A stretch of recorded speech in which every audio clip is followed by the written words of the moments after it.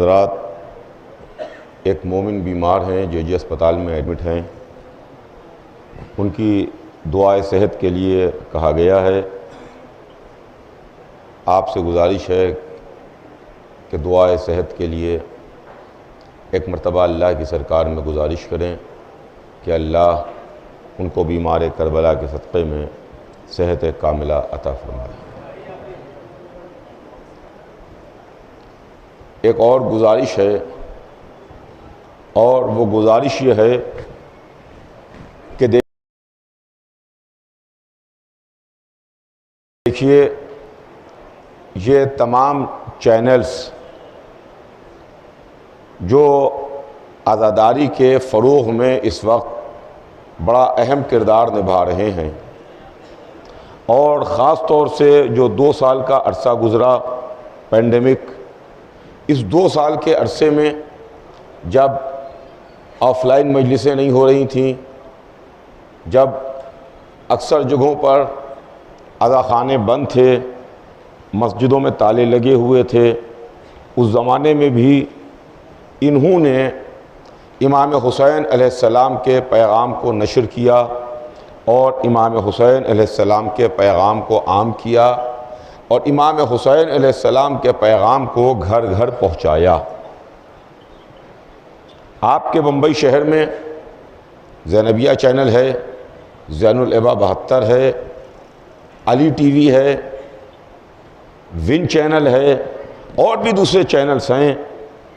انہوں نے آپ کا خیال رکھا ہے، اب آپ کے اوپر فرض بنتا ہے کہ آپ ان کا بھی خیال رکھیں، اور جب تک کہ ان کا خیال نہیں رکھا جائے گا تب تک کہ یہ کیسے اور مزید خدمت کر سکیں گے۔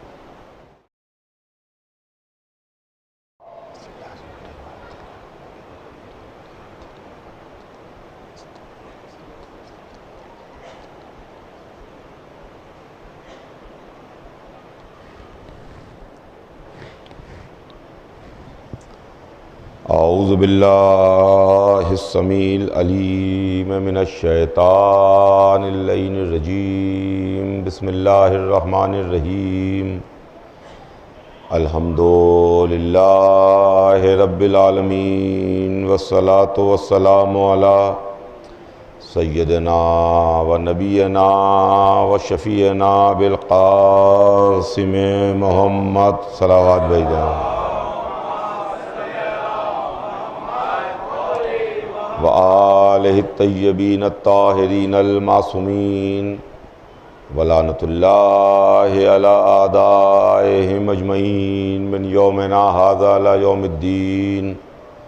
اما بعد، فقد قال اللہ سبحانہ تبارک و تعالی فی کتابہ المبین، وہو اصدق الصادقین۔ بسم اللہ الرحمن الرحیم، ان الدین عند اللہ الاسلام۔ صلوات بھیج دے محمد آل محمد پر۔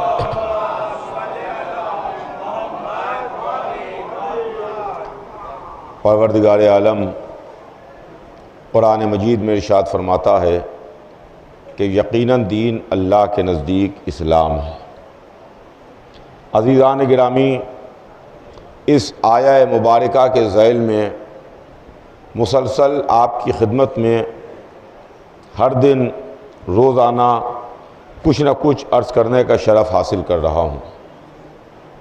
سلسلہ کلام ذہن عالی میں ہوگا، ہمارے اور آپ کے درمیان جو گفتگو کا سلسلہ جاری ہے وہ اس عنوان کے تحت گفتگو ہے کہ ہم در اہل بیت پر کیوں ہیں۔ اکثر یہ سوال کیا جاتا ہے اور اکثر یہ سوال اٹھتا ہے، لہذا میں نے چاہا کہ میں ان مجلسوں میں آپ کی خدمت میں یہ بات عرض کرنے کی کوشش کروں اور ان باتوں کو بتانے کی کوشش کروں جو لوگ ہمارے اوپر اعتراض کرتے ہیں کہ آپ در اہل بیت کے اوپر کیوں رہتے ہیں۔ در اہل بیت پر بیٹھنے کی وجہ ہے، در اہل بیت پر رہنے کی وجہ ہے، روزانہ کچھ نہ کچھ میں آپ کی خدمت میں اس کے تعلق سے عرض کر رہا ہوں کہ ہم در اہل بیت پر کیوں ہیں۔ کل کی مجلس میں نے آپ کی خدمت میں عرض کیا تھا کہ ہم آزاد ہیں، ہم کسی کے غلام نہیں ہیں، ہماری فقہ الگ ہے، ہمارے معاملات الگ ہیں، ہماری تفاسیر الگ ہیں، ہمارے پاس احادیث الگ ہیں، ہمارے پاس عبادتوں کے طریقے اور سلیقے الگ ہیں، ہم کسی کے محتاج نہیں ہیں۔ الحمدللہ عالم اسلام تو اہل بیت کا محتاج ہے، مگر اہل بیت کسی کے ضرورت مند نہیں ہیں۔ چنانچہ یہاں تک بات آپ کی خدمت میں عرض کی تھی، آج اس کے سلسلے کو آگے بڑھاؤں اور آج اپنی بات کو آگے آپ کی خدمت میں کچھ عرض کروں۔ دیکھیے عزیزان گرامی، سب سے پہلی چیز اور بنیادی بات یہ ہے کہ ہم نے جن اہل بیت کو مانا، جن علی کو مانا، جن اولاد علی کو مانا، جس سلسلہ عصمت کو مانا، جس سلسلہ طہارت کو مانا، جس پاکیزگی کے سلسلے کو مانا، جن معصومین کو مانا، وہاں ہمیں علم ہی علم نظر آیا، وہاں ہمیں علم نظر آیا۔ اس لیے کہ آج کی دنیا میں یہ بات ثابت ہو چکی ہے کہ حکومت علم کرتا ہے، ترقیاں علم کے ذریعے سے ہوتی ہیں۔ جو آج شہر روشن اور جگمگا رہے ہیں، یہ علم کی بدولت روشن ہیں اور جگمگا رہے ہیں۔ جہالت اندھیروں میں لے کے جاتی ہے، علم روشنیوں میں لے کے جاتا ہے۔ جہالت کا کام اندھیروں میں لے کے جانا ہے، جہالت کا کام پستی میں لے کے جانا ہے، جہالت کا کام تاریکی میں لے کے جانا ہے، جہالت کا کام ظلمت میں لے کے جانا ہے، جہالت کا کام غلامی میں لے کے جانا ہے، علم کا کام بلندیوں میں لے کے جانا ہے، علم کا کام روشنیوں اور اجالوں میں لے کے جانا ہے، علم کا کام نور میں لے کے جانا ہے، علم کا کام حق کی طرف لے جانا ہے، علم کا کام جنت کا راستہ بتا دینا ہے۔ غور فرمائیے گا عزیزان گرامی، ہم نے ان اہل بیت کا دامن تھاما اور پکڑا کہ جہاں پر ہم کو علم نظر آیا، جہاں پر ہم کو علم ملا۔ آج آپ اگر غور فرمائیے اور آپ اس بات کو دیکھیے تو جو کچھ بھی دنیا میں رنگا رنگی نظر آ رہی ہے، جو کچھ بھی دنیا میں چکا چوند نظر آ رہی ہے، جو کچھ بھی دنیا میں آپ کو نظر آ رہا ہے، یہ سب کا سب بربنائے علم ہے، علم کی وجہ سے ہے۔ ابھی میں نے آپ کی خدمت میں اعلان کیا اور گزارش کی ٹی وی چینلز اور یوٹیوب چینلز کے تعلق سے، میں اس وقت مغل مسجد بمبئی میں آپ کے سامنے مجلس کو خطاب کر رہا ہوں، لیکن میرے سامنے مشینیں لگی ہوئی ہیں۔ یہ مشینوں کا کام کیا ہے؟ یہ کاہے کے لیے ہیں؟ یہ کس لیے لگی ہیں؟ یہ مشینیں دنیا بھر میں نشر کر رہی ہیں۔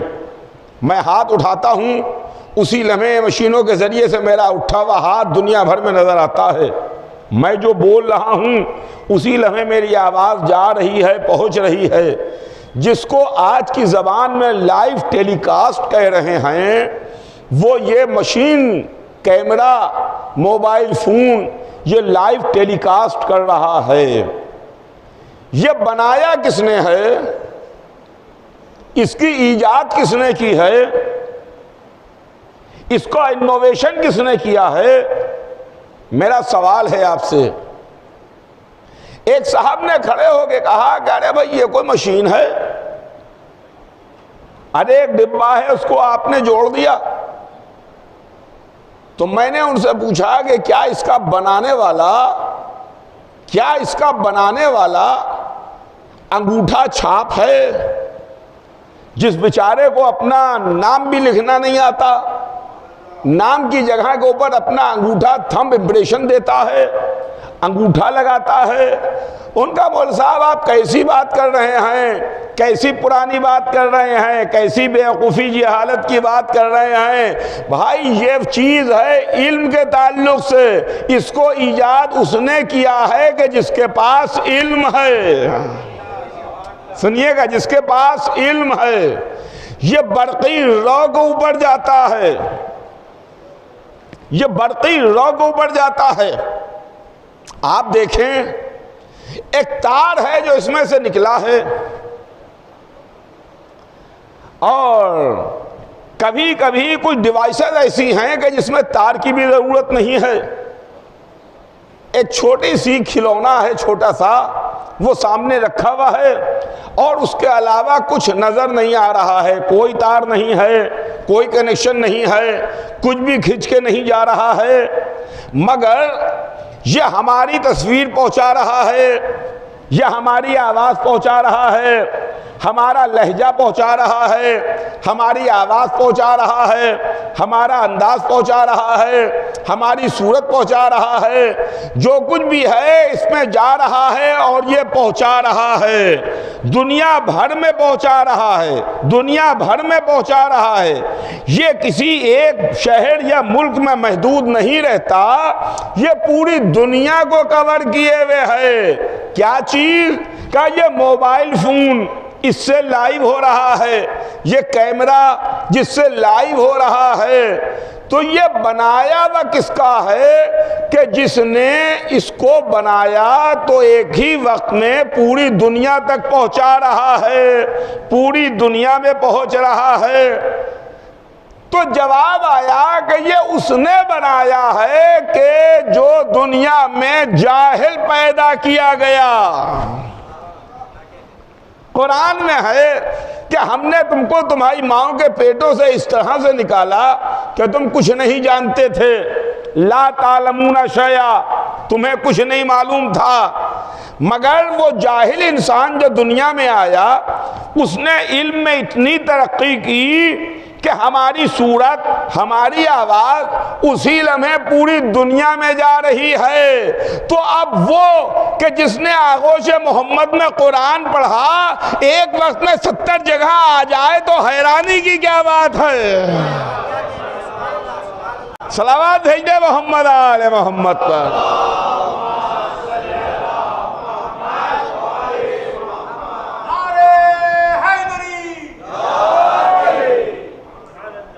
آج کچھ ناسمجھ، آج کچھ بیوقوف، آج کچھ عقل کے اندھے یہ کہتے ہیں کہ صاحب کیسے علی ایک وقت میں 10 جگہ پہنچ جاتے ہیں۔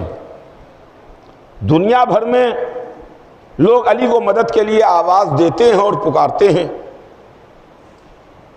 کسی کے بمبئی میں ٹھوکر لگی، اس نے وہاں کہا یا علی۔ اسی وقت میں کوئی لکھنؤ میں گر رہا تھا، اس نے پکارا یا علی۔ اسی وقت میں کسی نے یورپ میں آواز دی، کسی نے امریکہ میں آواز دی، کسی نے گلف میں آواز دی، کسی نے عراق میں پکارا، کسی نے ایران میں پکارا۔ اس گلوب پر جہاں جہاں آبادی ہے ایک ہی لمحے میں آواز دی جا رہی ہے، ایک ہی لمحے میں ہر ایک کی مدد ہو رہی ہے، ایک ہی لمحے میں علی کی مدد ہو رہی ہے، ایک ہی لمحے میں علی جا رہے ہیں۔ ایسا تو نہیں ہے کہ ہم نے ابھی آواز دی ہے مدد کے لیے، ٹھوکر لگی ہے، 5 منٹ کے بعد ہم سنبھلیں گے،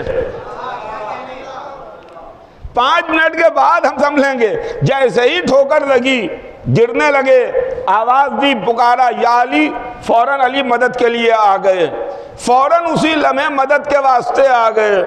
ان کا ہماری سمجھ میں نہیں آتا کیسے آ گئے۔ بھیا اپنی سمجھ کو سدھاریے، ہر چیز میں سدھار ہوتا ہے، ہر چیز میں امپرومنٹ ہوتا ہے۔ تو جب ہر چیز میں سدھار ہو سکتا ہے تو آپ کے ذہن عالی میں سدھار کیوں نہیں ہو سکتا؟ توجہ چاہوں گا عزیزان گرامی، آپ کے ذہن عالی میں سدھار کیوں نہیں ہو سکتا؟ آپ کو علی کا ایک وقت میں 10 جگہ پہنچنا سمجھ میں نہیں آیا، 10 جگہ پہنچنا سمجھ میں نہیں آیا، مگر علی کو جو آواز دیتے ہیں تو جو علی کو مانتے ہیں، مشکل کشا مانتے ہیں، جانتے ہیں کہ علی مدد کو آئیں گے، وہی تو علی کو آواز دیتے ہیں نا۔ علی کے چاہنے والے علی کو بلاتے ہیں۔ آپ شیعہ ہیں، آپ ہی تو علی کو آواز دیجیے گا۔ کوئی علی سے عقیدت و محبت رکھتا ہے، وہ جانتا ہے کہ علی مدد کو آتے ہیں، وہ مشکل میں پھنسا، وہ پریشانی میں گرفتار ہوا، اس نے مدد کے لیے علی کو آواز دی، اس نے مدد کے لیے علی کو پکارا۔ تو اس پورے یونیورس گلوب پر، اس پورے کرۂ ارض پر، اس پوری زمین پر علی کو مدد کے لیے وہی پکارے گا کہ جو علی کو جانتا ہوگا، علی کو مشکل کشا مانتا ہوگا، اسے معلوم ہوگا کہ علی نصرت و مدد کو آئیں گے۔ اب ایک صاحب اور ہیں، ایک صاحب اور ہیں، چاہے آپ ان کو جانیے یا ان کو نہ جانیے، ان کو پہچانیے یا ان کو نہ پہچانیے، ان کو بلائیے یا نہ بلائیے، مگر جب حکم ہوتا ہے تو وہ ہر ایک کے پاس پہنچ جاتے ہیں، وہ آ جاتے ہیں، پہنچ جاتے ہیں۔ اس میں اپنے پرائے، دوست، دشمن، ماننے والے، انکار کرنے والے کسی کی قید نہیں ہے۔ ان صاحب کو جانتے ہیں نا آپ، پہچانتے ہیں نا کہ وہ ہیں کون؟ وہ صاحب ہیں ملک الموت۔ چاہے آپ کے ان کے تعلقات اچھے ہوں چاہے خراب ہوں، چاہے ان سے دوستی ہو چاہے دشمنی ہو، چاہے آپ ان کو پہچانتے ہوں یا نہ پہچانتے ہوں، مگر جب ان کو اپنا کام کرنا ہوگا تو وہ آپ کے پاس آ جائیں گے، اور ہر ایک کی روح وہی قبض کرتے ہیں۔ جتنے بھی انسان ہیں ان کی روح وہی قبض کرتے ہیں۔ مسلمان کی روح بھی وہی قبض کرتے ہیں، مومن کی روح بھی وہی قبض کرتے ہیں، کافر کی روح بھی وہی قبض کرتے ہیں، اللہ کا انکار کرنے والے کی روحوں کو وہی قبض کرتے ہیں، اللہ کے ماننے والے کی روحوں کو وہی قبض کرتے ہیں۔ وہ ہیں ملک الموت، ملک ہیں، موت کا فرشتہ ہے۔ مگر ایک بات آپ جانتے ہیں کہ فرشتہ شاگرد ہے، علی استاد ہیں۔ فرشتہ شاگرد ہے، علی استاد ہیں۔ ارے عقل کے اندھوں، جب فرشتہ ایک وقت میں لاکھوں جگہ پہنچ سکتا ہے تو استاد نہ پہنچ پائے گا؟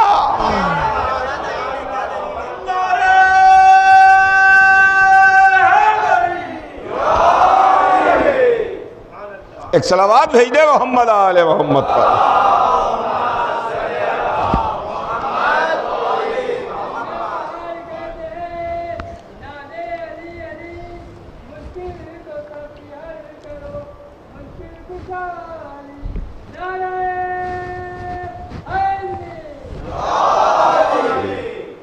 تو بات علم کی ہے، علم کی جگمگاہٹ ہے جو دنیا میں نظر آ رہی ہے۔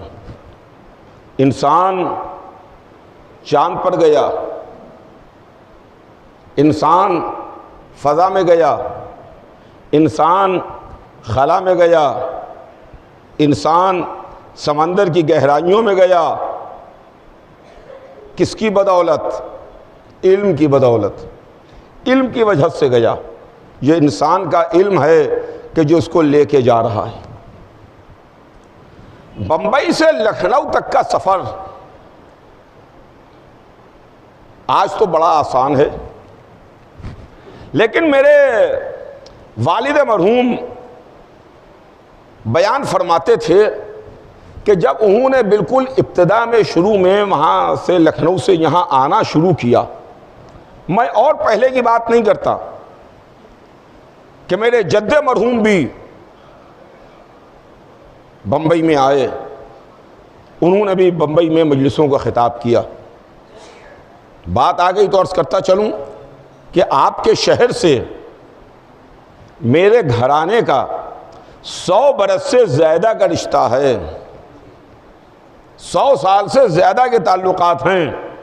سر منبر عرض کر رہا ہوں، یہ کوئی ویسا معاملہ زبانی نہیں ہے کہ 100 برس کہہ دیے جیسے زبان میں سینکڑوں برس کہہ دیتا ہے آدمی۔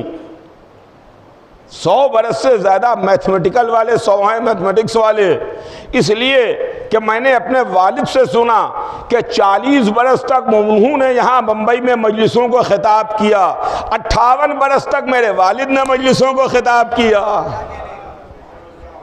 آپ جوڑ لیجئے، اس کے بعد والد کے انتقال کے بعد میرے چچا مولانا مرزا محمد اشفاق صاحب وہ آئے، وہ آتے رہے۔ بہرحال میں ان کی بات نہیں کرتا جو میرے دادا آتے تھے یہاں پر، لیکن میرے والد جو اپنا سفر بیان فرماتے تھے کہ جب میں بمبئی آتا تھا تو کیسے آتے تھے، لکھنؤ سے چلے، جھانسی تک پہنچے، جھانسی میں گاڑی بدلی، جھانسی کے بعد پھر آگے بڑھے، بھوپال یا آگے کہیں جا کر کے پھر ایک ٹرین بدلی، اور اس کے بعد پھر لکھنؤ بامبے تک پہنچے۔ راستے میں 1 یا 2 ٹرینیں بدلنا پڑتی تھیں۔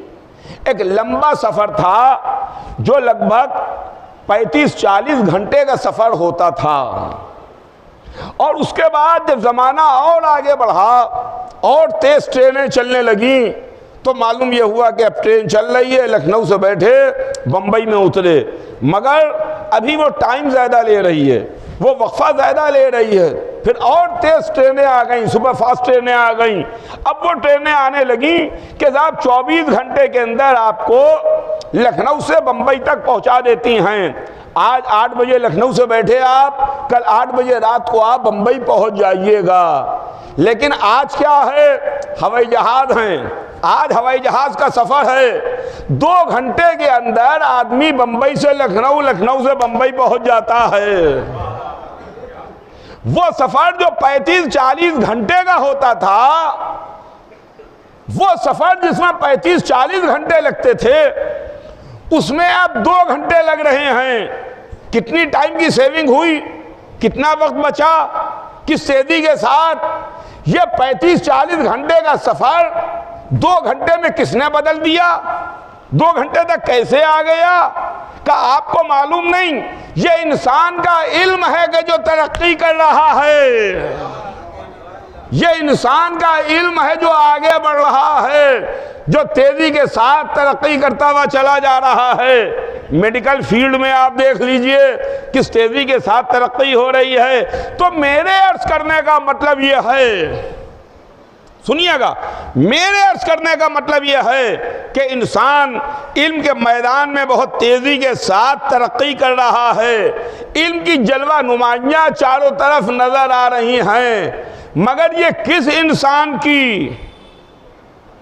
اس انسان کی کہ جو جاہل پیدا ہوا، کہ جو دنیا میں جاہل آیا، جس کے لیے خالق نے کہا، ابھی میں کہہ چکا کہ ہم نے تم کو تمہاری ماؤں کے پیٹوں سے اس طرح سے نکالا کہ تم کچھ نہیں جانتے تھے، لا تعلمون شیئا، تمہیں کچھ نہیں معلوم تھا۔ تو عزیزان گرامی، جب ہم جیسے جاہل انسانوں کا علم کا یہ عالم ہے تو ان کے علم کا کیا عالم ہوگا جن کے لیے محمد نے فرمایا انا مدینۃ العلم وعلی بابها۔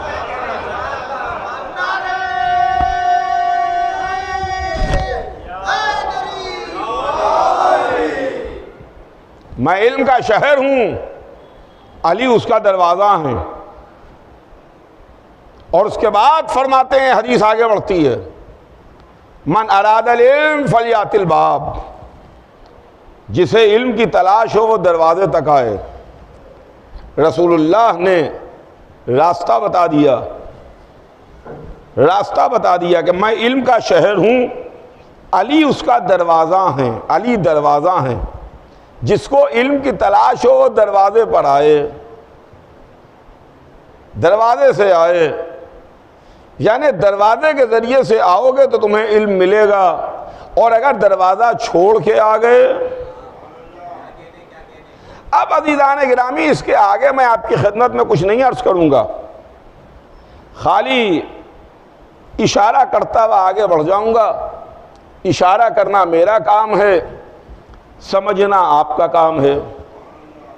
میں اشارہ کروں گا، سمجھیں گے آپ، اس لیے کہ دیکھیے شہر ہے، میں علم کا شہر ہوں، شہر کی حیثیت اور ہوتی ہے، گھر کی حیثیت اور ہوتی ہے۔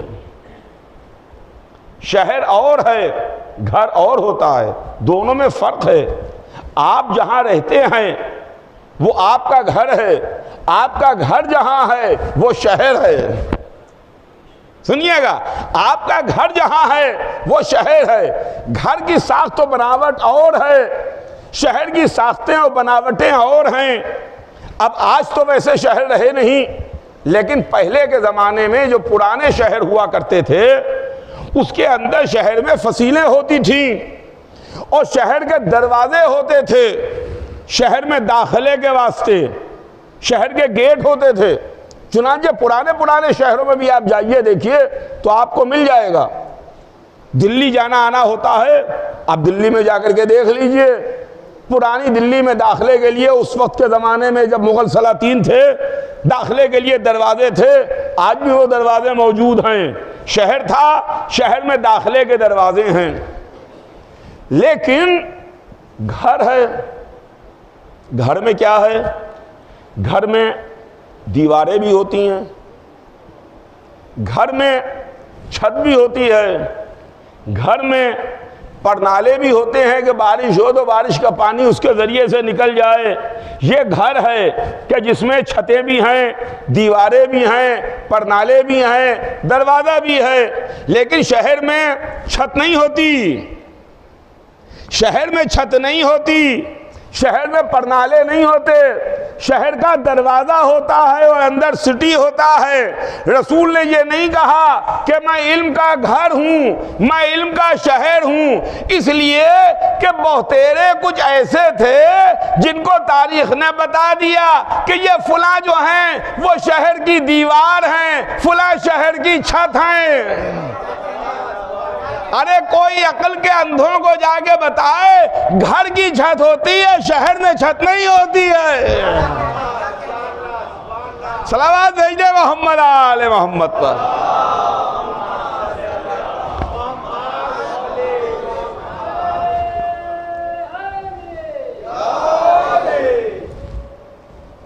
شہر میں آپ نے چھت پڑے ہوئے نہیں دیکھی ہوگی۔ یہ بمبئی کیا ہے؟ سٹی ہے، کاسموپولیٹن سٹی ہے۔ شہر میں آپ کے چھت ہے، بمبئی میں چھت پڑی ہوئی ہے، چھت ڈھانپے ہوئے ہے پورے بمبئی شہر کو۔ ہم لکھنؤ میں رہتے ہیں، لکھنؤ شہر ہے، لکھنؤ میں چھت پڑی ہوئی ہے، لیکن ہم جس گھر میں رہتے ہیں اس گھر میں چھت بھی ہے، اس گھر میں دیوار بھی ہے، اس گھر میں پرنالے بھی ہیں۔ رسول نے یہ نہیں فرمایا زبان رسالت کے نکلے ہوئے جملے ہیں، اس زبان کے جملے ہیں جس زبان سے ہم نے قرآن سنا، جس زبان کے لیے کہہ دیا گیا کہ ہمارا رسول تو اس وقت تک کلام نہیں کرتا جب تک کہ ہم پر سے وحی نہیں نازل ہوتی۔ رسول جو بولیں گے صبح قیامت تک کے لیے رہے گا، دلیل بنے گا، صبح قیامت تک بولنا رسول کا قائم رہے گا۔ رسول نے فرمایا کہ میں علم کا شہر ہوں، علی اس کا دروازہ ہے۔ گویا اگر محمد تک آنا چاہتے ہو تو علی کے وسیلے سے آ جاؤ۔ ایک صلوات بھیج دے محمد آل محمد پر۔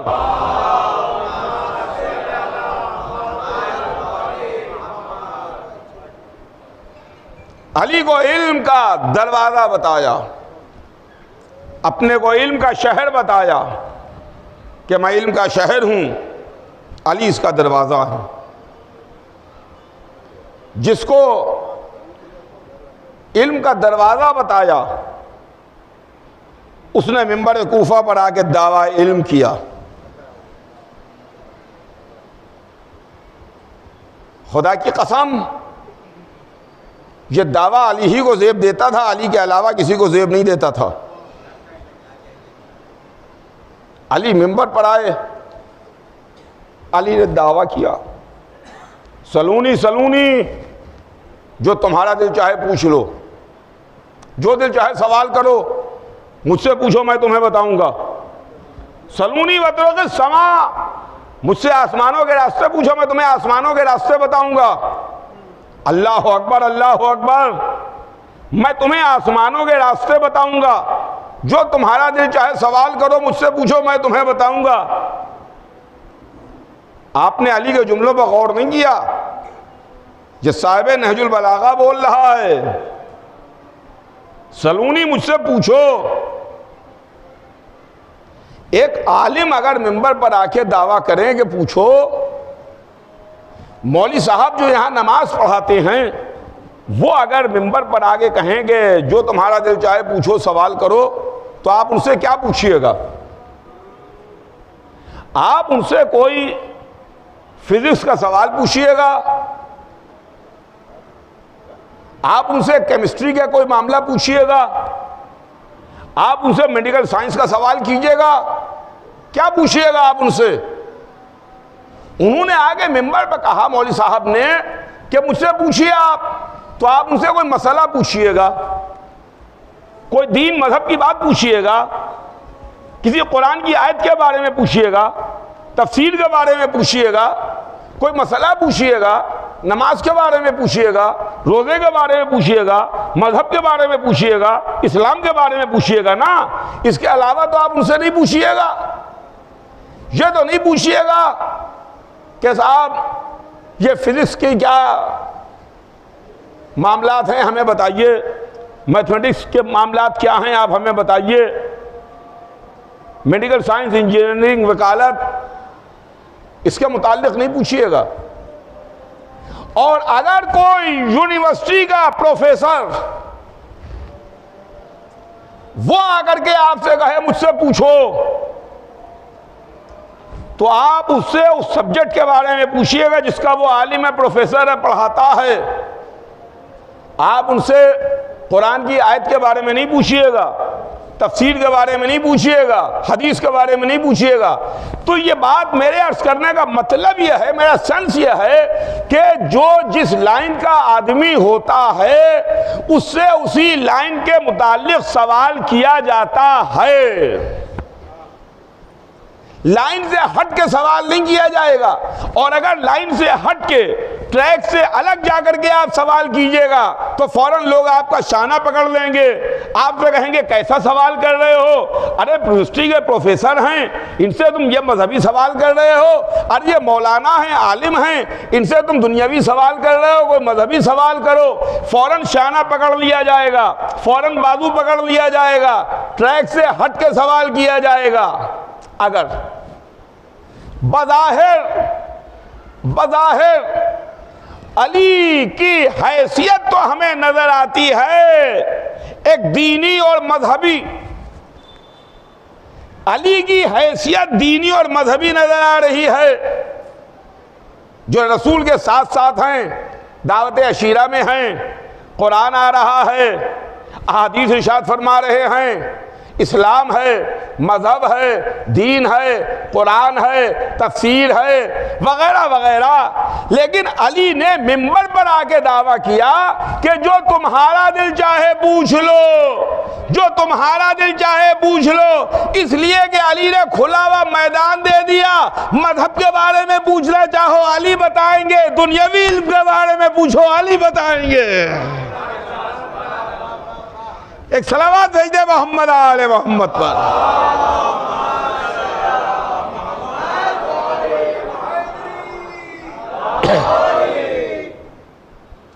کھلا ہوا میدان ہے، جو تمہارا دل چاہے پوچھو۔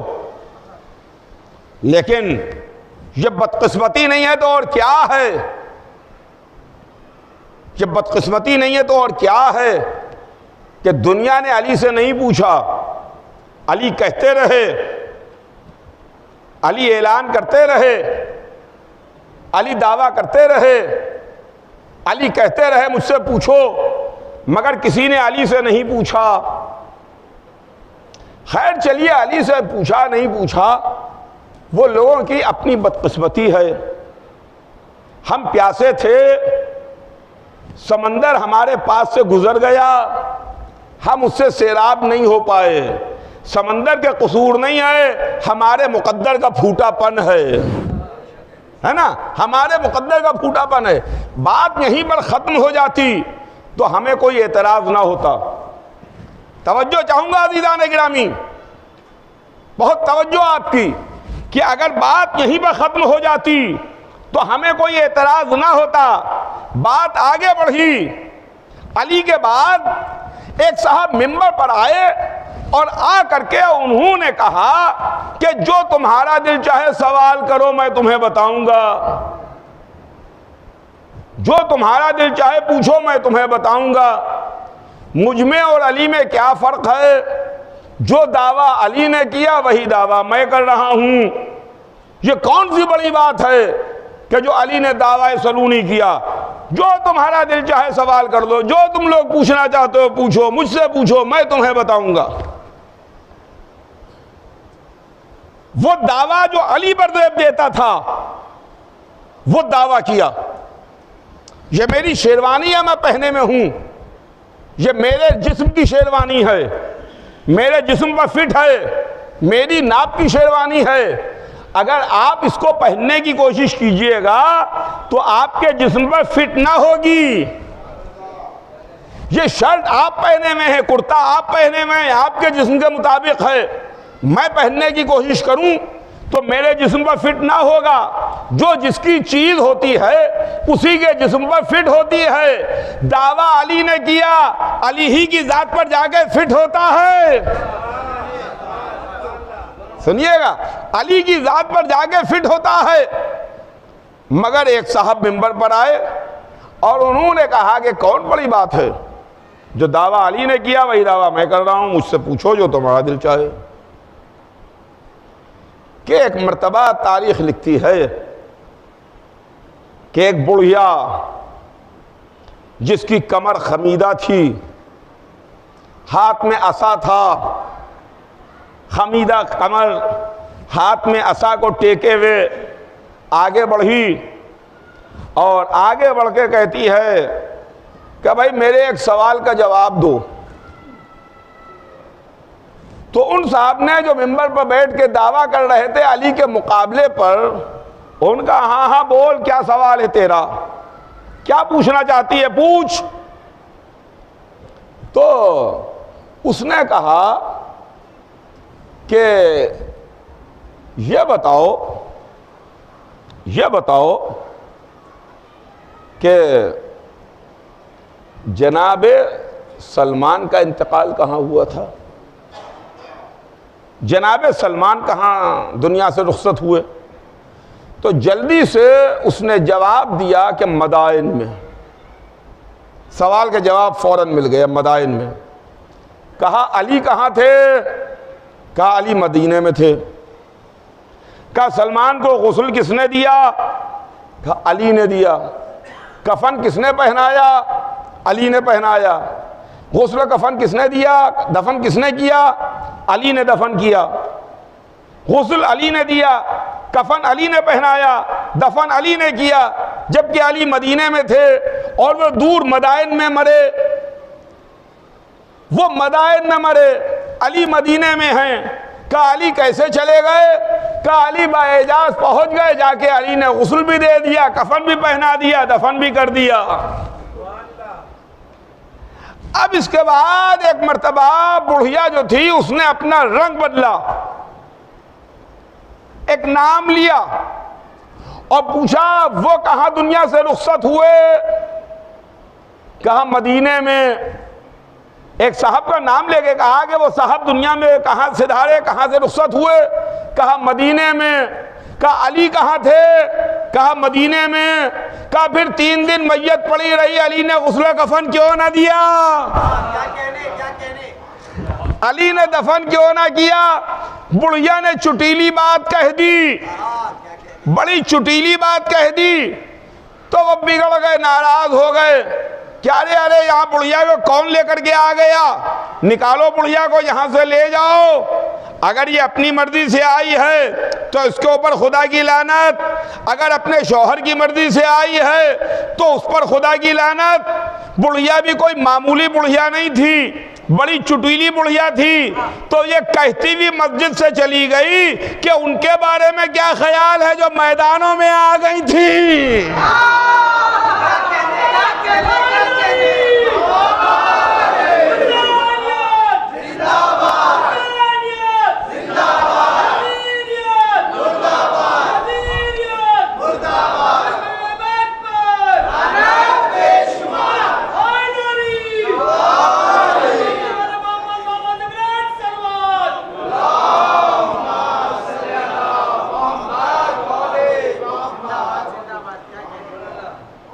دعویٰ علی کا ہے، یہ علی نے دعویٰ کیا ہے، علی پر زیب دیتا ہے، اس کے علاوہ کسی پر زیب نہیں دیتا۔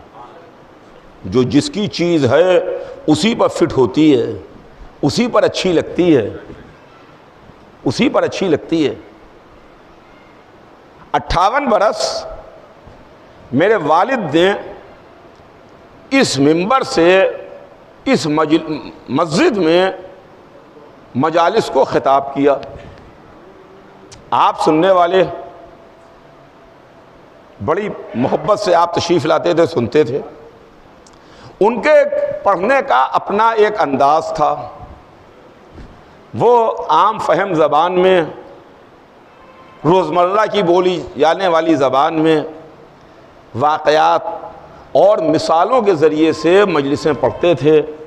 اور یہ بات تو بچہ بچہ جانتا ہے، کہتا ہے کہ جو مثالوں کے ذریعے سے ایک بار مثال انہوں نے دی اور سمجھایا اور بچے تک کی سمجھ میں آ گئی، ہے نا۔ اور اگر مان لیجئے کہ وہی میں کرنے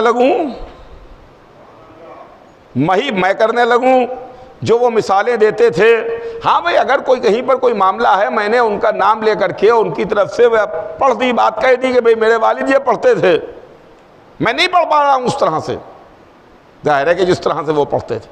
لیکن اگر میں یہ کہوں کہ جس طرح انہوں نے مثالیں دیں، جس طریقے سے انہوں نے باتیں کیں، اسی طریقے سے میں کوشش کروں، تو آپ مسکرائیں گے، آپ ہنسیں گے، آپ کہیں گے کیسی بات ہے، یہ انہی کے اوپر زیب دیتی تھی، تمہارے اوپر زیب نہیں دیتی۔ تو میرے کہنے کا مطلب یہ ہے، جو چیز جس پر زیب دیتی ہے، جس کی ہوتی ہے، اسی پر اچھی لگتی ہے۔ منبر پر آ کے دعویٰ سلونی کرنا، علی پر زیب دیتا ہے، غیر پر اچھا نہیں لگتا۔ صلوات بھیج دے محمد آل محمد پر۔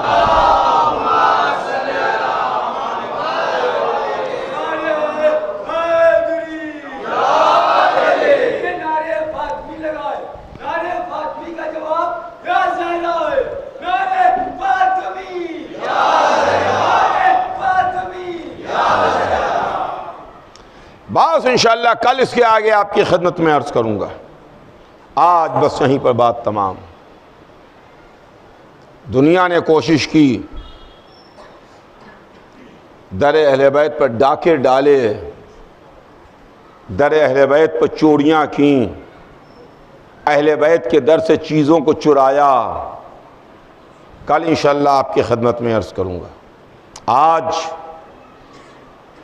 بس اتنا ہی کہ محرم کی چھٹی رات آ گئی۔ اب یہ وہ راتیں ہیں کہ ہم ان فاطمہ کے باغ کے پھولوں پر آنسو بہاتے ہیں، جس میں کوئی 13 برس کا ہے، کوئی 18 برس کا ہے، کوئی 32 برس کا ہے، کسی کی عمر 6 مہینے کی ہے۔ آج چھٹی رات ہم اس ششماہے کا ذکر کرتے ہیں، اس علی اصغر کا تذکرہ کرتے ہیں، جس کی عمر تو بہت کم تھی، مگر منزل شہادت میں اس کا مرتبہ بہت عظیم تھا، بہت بلند تھا۔ عزیزوں، حضرت علی اصغر کی شہادت نے خدا کی قسم انسانیت کے کلیجوں کو ہلا کے رکھ دیا۔ علی اصغر کی شہادت نے ایک انقلاب پیدا کر دیا۔ کیا کہنا، سب سے بڑی عظیم قربانی تھی۔ سب سے آخر میں حسین ابن علی نے بارگاہ پروردگار میں ہدیہ پیش کیا۔ جب 13 برس کے قاسم کا لاشا آ چکا، عباس نہر پہ بازو کٹا کے سو چکے، علی اکبر سینے پہ برچھی کھا کے آرام کر چکے، اور نہ محمد کے لاشیں آ چکے، کوئی نہ تھا، نہ انصار تھے، نہ دل کے ٹکڑے تھے، نہ چاہنے والے تھے، کوئی نہ تھا۔ زہرا کا لال اکیلا تھا، در خیمہ پر آواز دے رہا تھا، حل من ناصر، ہائے کوئی مدد کرنے والا۔ آج عزیزوں دنیا بھر سے لبیک کی آوازیں آ رہی ہیں۔ آج دنیا بھر میں دیکھ لیجئے کربلا میں بھی لاکھوں کا مجمع موجود ہے، دنیا بھر میں چاہنے والے موجود ہیں۔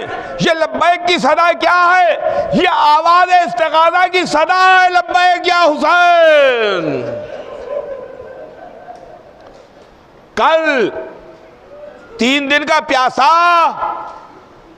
آواز استغاثہ بلند کر رہا تھا، ہے کوئی میرا مددگار؟ خیمے میں رونے کا شور برپا ہوا۔ معلوم یہ ہوا کہ علی اصغر نے اپنے کو گہوارے سے گرا لیا۔ حسین خیمے میں آئے، علی اصغر کو دیکھا، رباب سے کہا رباب اس بچے کو سجا دو، اس بچے کو تیار کر دو۔ رباب نے، ماں نے بچے کو سجایا، سنوارا، حسین کو دے دیا۔ یہ کہتے ہوئے دیا والی خیال رہے پہلی بار میرا بچہ مقتل کو سدھار رہا ہے، والی میرے بچے کا خیال رکھیے گا۔ حسین ابا کا دامن ڈالے ہوئے علی اصغر کو لے کے مقتل میں آئے۔ ظالم یہ سمجھے کہ حسین قرآن لے کے بیعت کے لیے آ گئے، لیکن ساقی کوثر کے بیٹے نے ساقی کوثر کے پوتے کے رخ سے نقاب کو ہٹایا، چادر کو ہٹایا۔ ظالموں نے دیکھا 6 مہینے کا کملایا ہوا چہرہ تھا، ہاتھوں پر بلند کر کے کہہ رہے تھے ظالموں اگر میں خطاوار ہوں تو یہ بچہ تو خطاوار نہیں، اسے تھوڑا سا پانی پلا دو۔ اگر تم یہ سوچتے ہو کہ میں پانی پی لوں گا تو لے جاؤ اس کو پانی پلا کے میرے حوالے کر دو۔ اتنا کہتے ہوئے حسین نے جلتی ہوئی زمین پر بچے کو لٹا دیا۔ عزیزو تصور کیجئے آپ، کربلا کی کھولتی ہوئی زمین، کربلا کی کھولتی ہوئی زمین، 6 مہینے کا کملایا ہوا پھول، بچہ خاک پر کروٹیں لینے لگا۔ حسین نے گود میں لیا اور ادھر آواز گونجی، اینا اینا ہرملا، ہرملا کہاں ہے؟ اقطع کلام الحسین، حسین کے کلام کو قطع کر دے۔ لیجئے 3 بھال کا تیر چلا، خدا لعنت کرے اس شقی پر۔ 3 بھال کا تیر چلے کمان میں جوڑا، فضا میں سنسناہٹ کی آواز گونجی، علی اصغر کے گلے کو چھیدتا ہوا حسین کے بازو میں آ کے بے بس ہو گیا۔ بچہ مسکرایا، مسکرا کے باپ کے چہرے کو دیکھا، آنکھوں کو بند کیا۔ حسین نے چند قطرے لہو کے اپنے چہرے پر ملے، قسم خدا کی اپنے نانا سے روز محشر اسی عالم میں ملاقات کروں گا۔ ننھے سے بچے کی میت کلیجے سے لگائی، در خیمہ پر آئے، رباب علی اصغر آ گئے۔ ماں سے پہلے ننھی سکینہ نکلی، میرے بابا میرا بھائی پانی پی آیا۔ حسین کیا جواب دیتے؟ ابا کا دامن الٹا، اے بیٹی میں نے بہت کوشش کی، علی اصغر آب کوثر سے سیراب ہوئے ہیں، تیر کھا کے بچہ آیا ہے۔ والی اصغرا، والی اصغرا کی صدا ہے۔